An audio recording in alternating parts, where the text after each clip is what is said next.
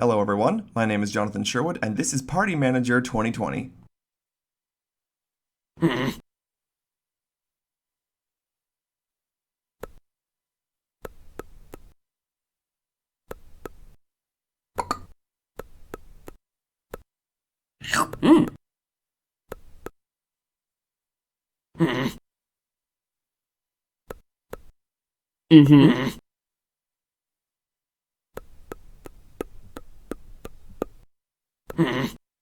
Bands and boots and bands and boots and bands and boots and bands and bands and boots and bands and boots and bands and boots and bands and boots and bands and boots and bands and boots and bands and boots and bands and boots and bands and boots and bands and boots and bands and boots and bands and bands and boots and bands and boots and bands and boots and bands and boots. So the game continues much like this. You're throwing a party to celebrate the end of 2020 for all your friends. In order to be the perfect host, you must scramble around the room fulfilling the needs of your guests as they arise.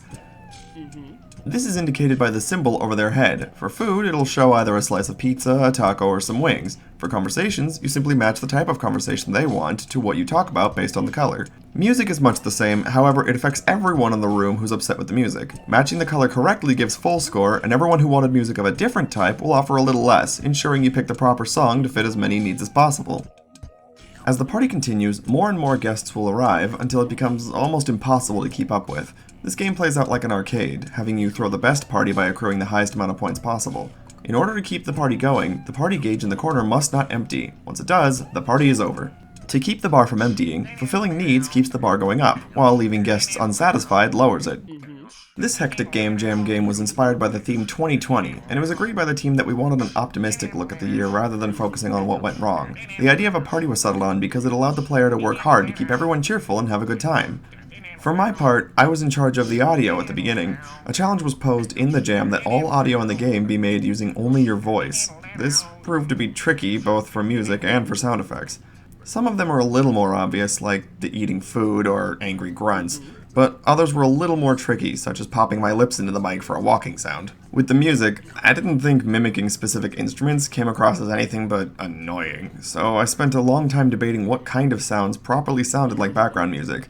In the end, I'm fairly happy with how they turned out, and we even won Best in Audio because of it. One of the other jobs I took was set design because of some issues we were having with our Git repository. The artists weren't able to get their version into the game, so I had to scramble in the last hour to get their hard work put into the game. They really did a tremendous job, and I'm very proud of them, and in fact, they won us Best in Art as well. My final job was to help with programming. Originally, I was under the assumption our lead programmer had plenty of help, but once I noticed we were falling a bit behind, I threw in my aid wherever I could. A lot of what I did was more to mentor the lead, giving guidance and suggestions on fixing bugs and design choices, but a decent chunk of the code was written personally to help with the speed.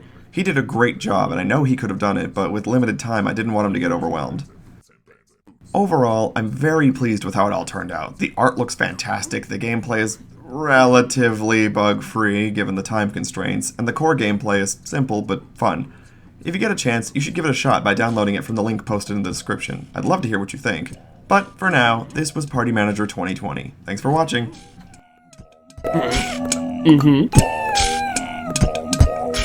Mm-hmm.